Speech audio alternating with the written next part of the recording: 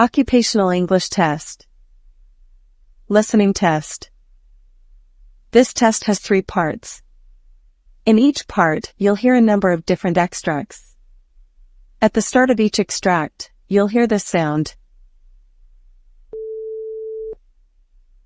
You'll have time to read the questions before you hear each extract, and you'll hear each extract once only. Complete your answers as you listen. At the end of the test, you'll have 2 minutes to check your answers. Part A. In this part of the test, you'll hear 2 different extracts. In each extract, a health professional is talking to a patient. For questions 1 to 24, complete the notes with information that you hear. Now, look at the notes for Extract 1. Extract 1, questions 1 to 12. For questions 1 to 12, complete the notes with a word or short phrase that you hear. You now have 30 seconds to look at the notes.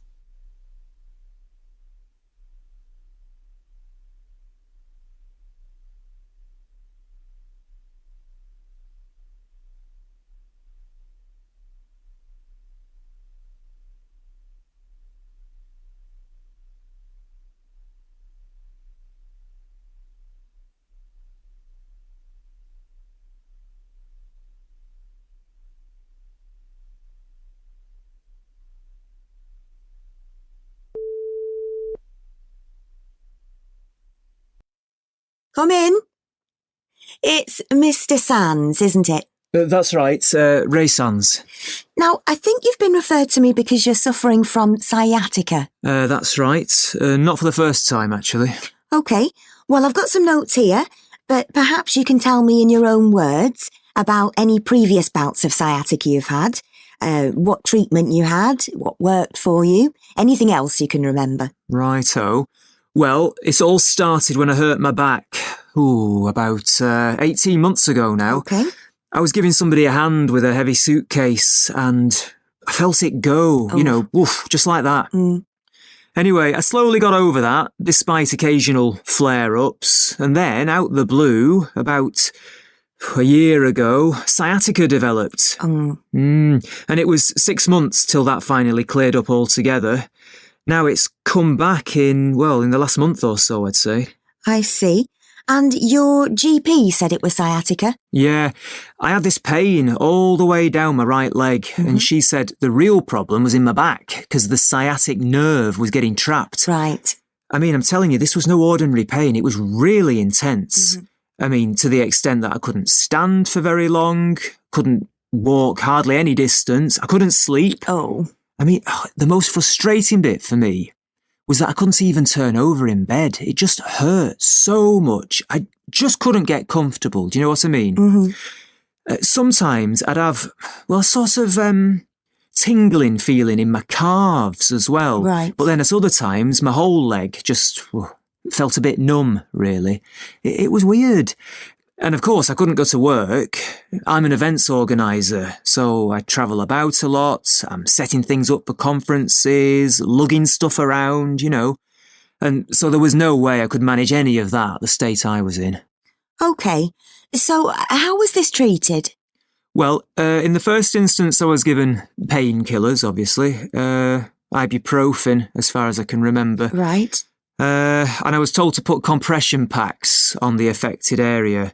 I mean, that did ease the pain a little, but I was still housebound, practically speaking. OK. Then the GP sent me to see an osteopath, and I got some treatment there, but it didn't seem to make much difference. Right. So I was referred to a sports injury specialist, of all things. And he did a number of things that did seem to ease things a little, like working on my spine and lower legs. Oh, and he gave me a set of exercises to do at home. I see. Any other treatment? Oh, yeah, I almost forgot. There was this course of injections, and I went for various other therapies, like ultrasound, and another one where they do, Well, they use like electrical impulses. I can't remember exactly what it's called. Okay. At one point, I even considered acupuncture, but by then, the other things were beginning to take effect and the symptoms were subsiding, so I gave it a miss. So, which of these various treatments do you feel was most effective? What made the difference? Well, I couldn't say for certain because it all went on for 4 months without much improvement, really. Then it wasn't until suddenly in the 5th month, things changed quite dramatically. So to be honest with you, I think it was the combination of treatments gradually taking effect and coming together rather than one single thing making the difference. Okay. And did anyone ever talk to you about what might be causing the problem? Well, I think everyone assumed that a slipped disc was behind it all, but was never actually confirmed as that. I mean, I know there is this other condition where you get a lot of pain in the buttocks, but that wasn't my experience. Okay. And did anyone talk to you about aspects of your lifestyle that might be contributing to the problem? Well, I remember actually there was one of the therapists.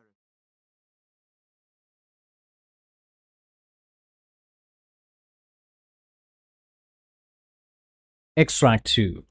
Questions 13 to 24. For questions 13 to 24, complete the notes with a word or a short phrase. You now have 30 seconds to look at the notes.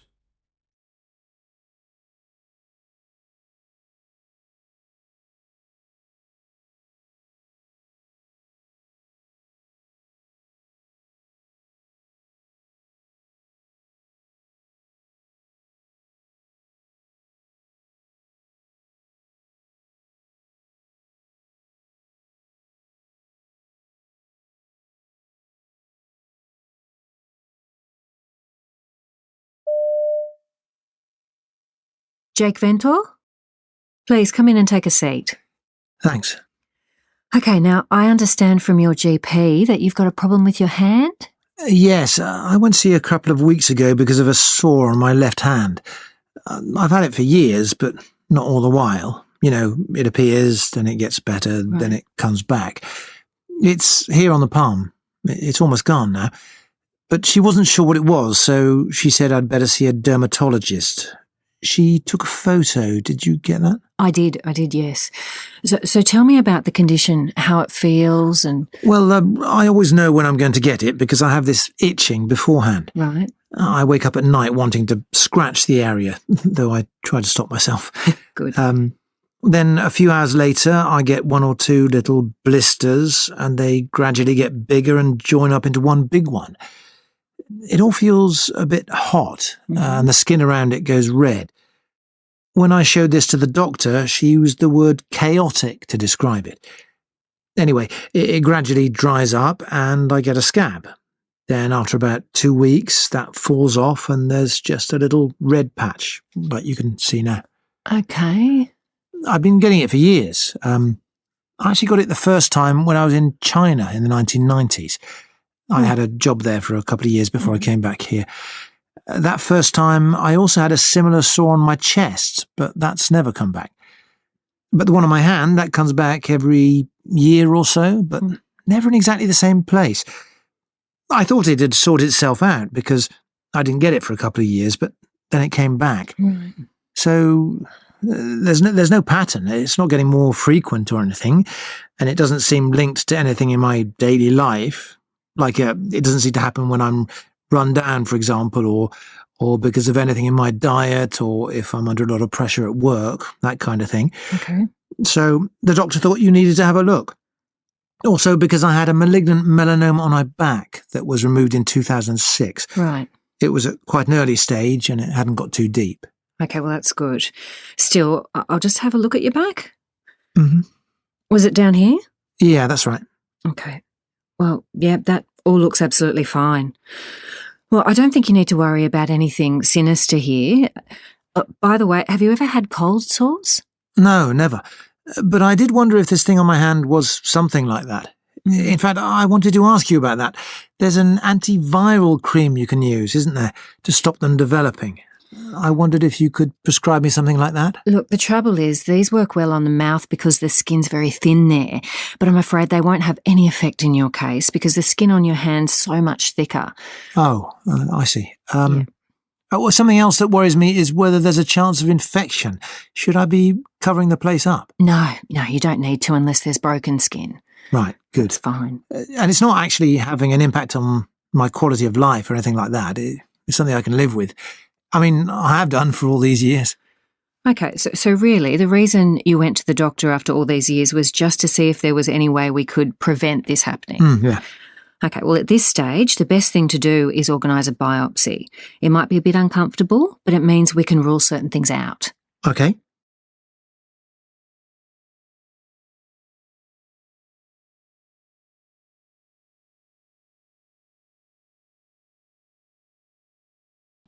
That is the end of Part A. Now look at Part B. Part B. In this part of the test, you'll hear 6 different extracts. In each extract, you'll hear people talking in different healthcare settings. For questions 25 to 30, choose the answer A, B, or C, which fits best according to what you hear. You'll have time to read each question before you listen. Complete the answers as you listen. Now look at question 25. Now read the question.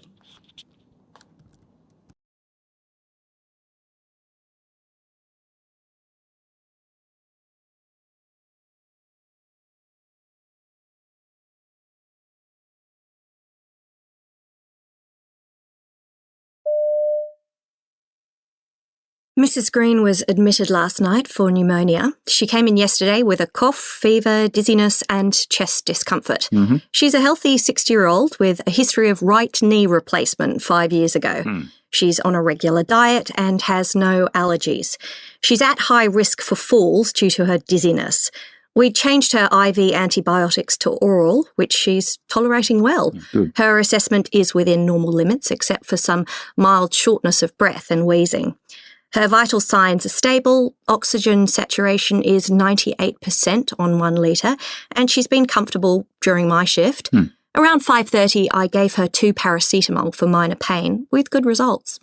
She has an 18 gauge in her left arm. Yep. She's got normal saline at 15 mils per hour.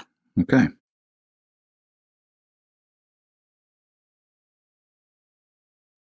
Question 26. Now read the question.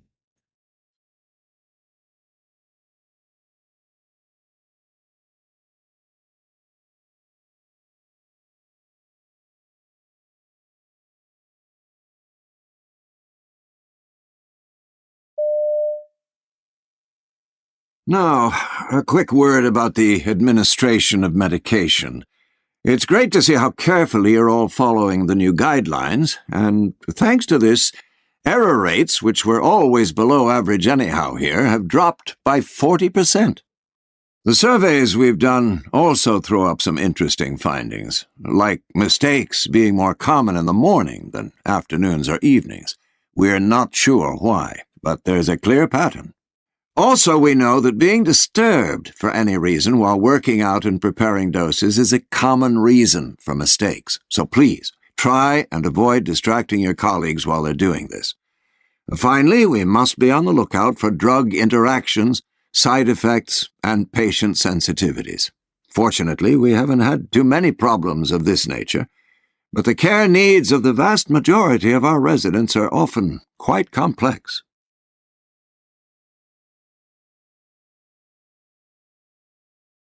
Question 27. Now read the question.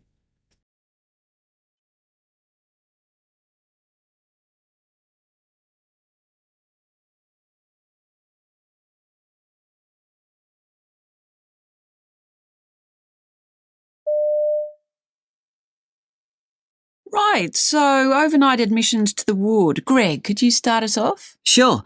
We have Sue Deans in bed 5. She's a 54-year-old female who was brought into the emergency department by police overnight. She has a history of poorly controlled paranoid schizophrenia. She presents with chronic persecutory and paranoid delusions and also significant thought disorder. She's to remain in high dependency unit care until the stabilisation of her symptoms. We'll be observing her every 15 minutes and monitoring the level of her distress, psychosis, and any response to interventions offered. Okay. I'll review the clinical and detention status this afternoon. Now, what's the plan for discharge? Social work interventions required for placement and community support options, and that's been booked for tomorrow. Also, an application for the appointment of legal guardian may be required. Right. We'll consider that at tomorrow's ward round.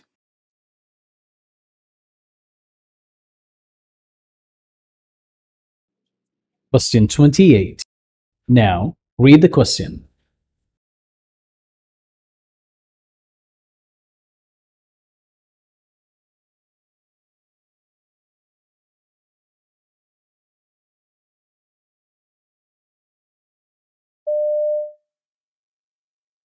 Mrs. Summer, how can I help today? Well, I just wanted to check something. Okay. So you're having a home birth? Yeah, though everyone's on at me about going into hospital. I had my last child there, but I'm determined to be at home this time, to feel more relaxed as well as safe. But I wondered about an at-home epidural if I wanted it. Going without wouldn't put me off, though. An epidural's out, I'm afraid, because we can't do it without an anaesthetist. Just pethidine or gas and air. But they're very effective painkillers. Yeah, pethadine's good. And you had a bad patch after giving birth last time. Yeah, I got really depressed. I couldn't understand it. It was short-lived, though, and I'm better prepared now. It can't be prevented, but I have read up about coping strategies.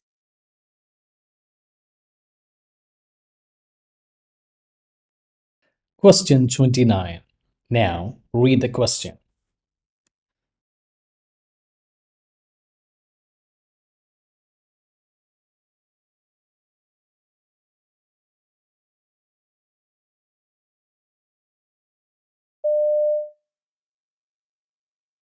So how's today gone, Harry? Well, I'm afraid I had a problem taking blood from Mrs. Harris.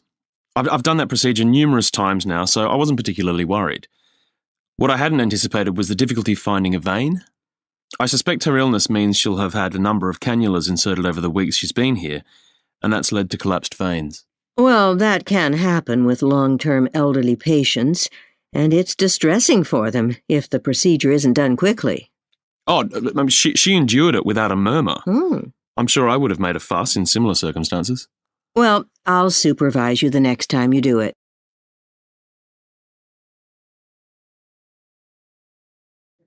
Question 30. Now, read the question.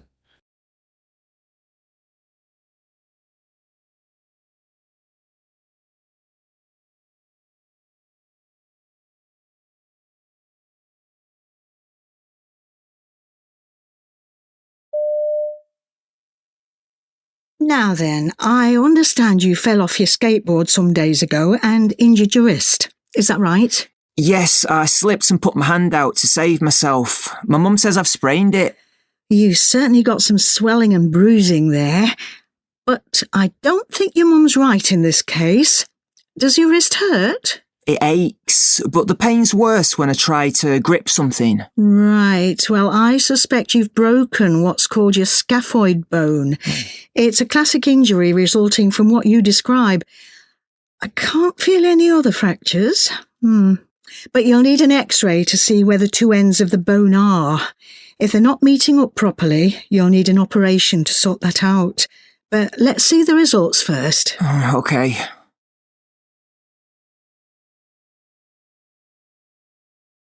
That is the end of Part B. Now look at Part C. Part C. In this part of the test, you'll hear two different extracts. In each extract, you'll hear health professionals talking about aspects of their work.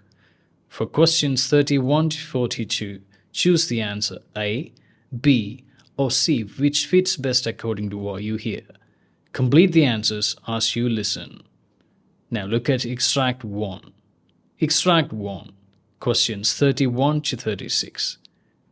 You now have 90 seconds to read questions 31 to 36.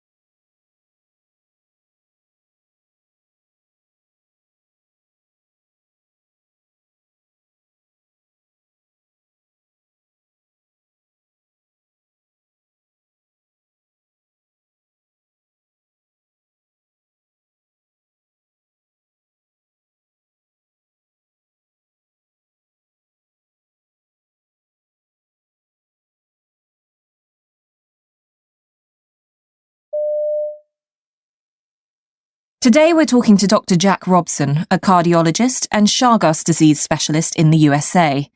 Dr. Robson, what is Chagas disease, and why is it referred to as a neglected disease? Chagas is caused by a parasite called Trypanosoma cruzi.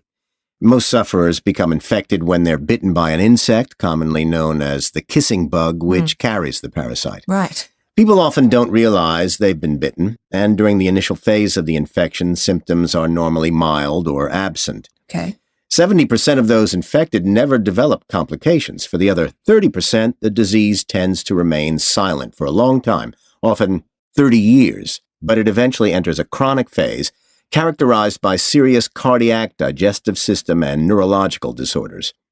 About 7 million people worldwide are thought to have Chagas, but it attracts relatively little publicity or funding for research. This indifference is largely down to it being primarily a disease of marginalized communities in Latin America, where it's endemic. You need resources to force significant action. Right, I see. And are there any concerns in the USA about Chagas? Yes, the insect carrying the parasite is actually endemic to the southern U.S. states. Since 1955, however, no more than 30 people have been bitten and infected while in the USA.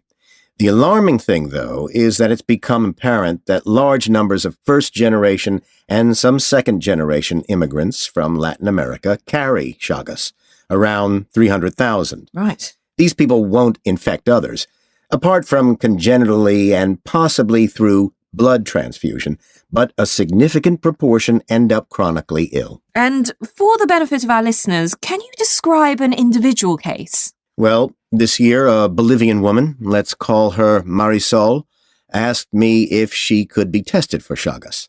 She's a long-term U.S. resident, but she'd recently been on vacation in Bolivia, and at one point she had felt unwell.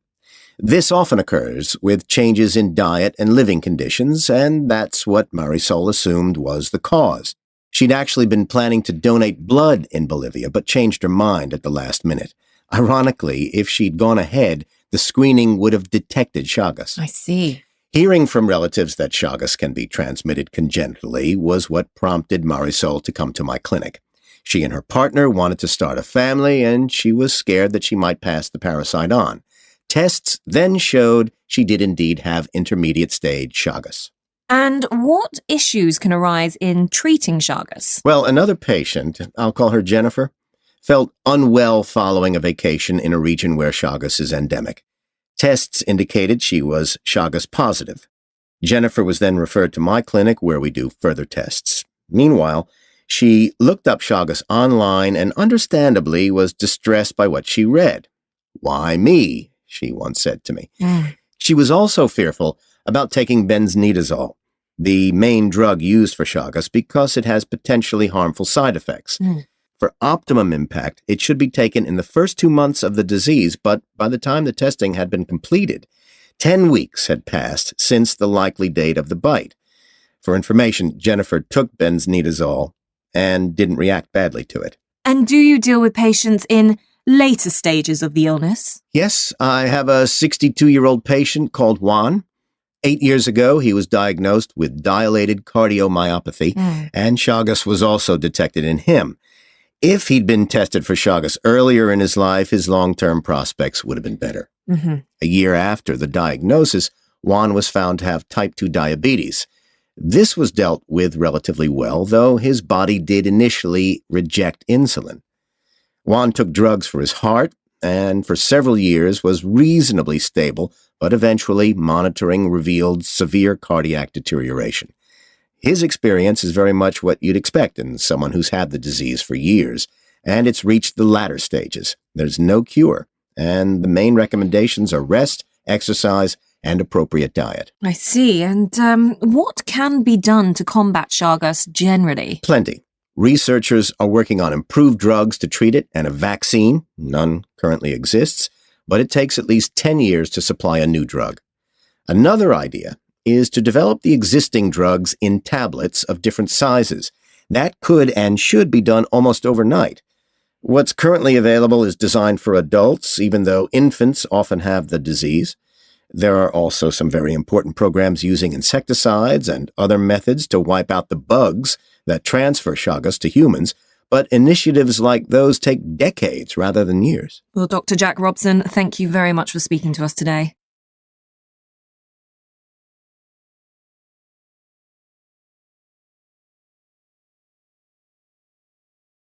Now, look at Extract 2.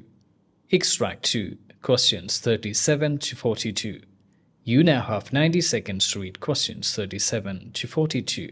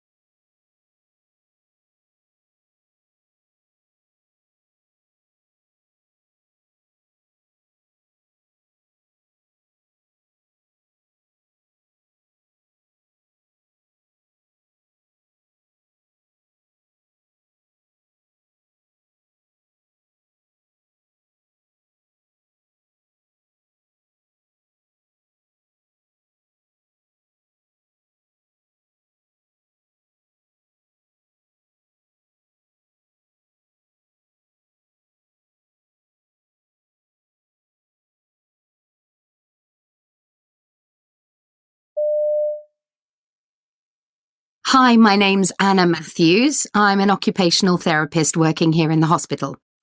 In a moment, I'm going to present a case study to you to show you the type of work I do. But first, let's think about what we understand by occupational therapy and the part it plays in patients' recovery. In simple terms, therapists like me help patients of all ages to participate in the things they want or need to do through the therapeutic use of a range of recognised activities. For example, this could be helping patients who are recovering from illness or injury to regain skills and get back to work. Or it could be supporting older adults who are going through physical and cognitive changes. What I always have to keep in mind, however, is what the individual wants to achieve. I always say that a doctor's first question is, what's the matter with you? Whereas my first question is, what matters to you? Now, onto my case study. It involves a patient called Ted, a 60-year-old man whose motorbike was in collision with a car. Luckily, the accident happened at moderate speed, but he still suffered compound fractures in both legs, in one arm, and several broken ribs. When I first met him, after 2 weeks in hospital, he was physically and emotionally broken. After all, not only was his mobility in question, but much more importantly, so was his style. Doctors had told him that he might never be able to squeeze into his motorbike leathers again. So he'd given up. Imagine how he must have felt. One day, totally independent, and the next, suddenly unable to do things anymore. Ted showed little interest in receiving treatment. Some colleagues at the hospital took the view that if he stubbornly refused to help himself, there was little they could do. It was his right, they said. But I didn't agree. Since Ted couldn't use his legs or right arm, I made sure we concentrated on what he could do with his left hand. For example, I worked on strategies to help him dress himself and things like that. We even worked on fine motor skills, like writing with his left hand. I wanted to make sure that even if he didn't ever regain use of his right arm, I could at least get him to function by whatever other means were open to him. So, how did my therapy help? Well, I worked with Ted on his hands, putting playing cards on a table and getting him to pick one up, which he couldn't do. But he then resorted to sliding the cards off the table and picking them up that way, finding a way of compensating for what he couldn't do. He'd become upset about what he felt was his lack of progress. Relearning to do things you used to do with ease can be frustrating. But in time, I got him to see that if he didn't work with me, then he'd stay as he was for the rest of his life. That was a big motivating factor. Ted had therapy for 8 months, and he had his ups and downs. For example, the day when he finally had the plaster casts removed from his legs. He built it up in his mind into a great step towards independence. In reality, of course, it wasn't. He was still unable to stand because he'd lost a lot of strength, and the doctors were still predicting he'd remain in a wheelchair. Although I'd warned him about all this, that moment still came as a big disappointment. But strangely, when something like that happens, it can be a turning point. Like many patients, Ted became even more determined to regain mobility after that. Anyway, you'll be delighted to know that Ted's story had a happy ending. He's now back at home and back at work too. Learning to walk again took every ounce of energy he had. But patients like Ted, with that fighting spirit, go from strength to strength after discharge. That's where the support of family can be invaluable. As long as they don't inhibit the patient by warning them of potential dangers at every turn. But patients like Ted tend to take charge of their own ongoing recovery, gym membership, therapy regime, that kind of thing. Seeing that gives me a real sense of pride in the work I do and the difference it can make to people.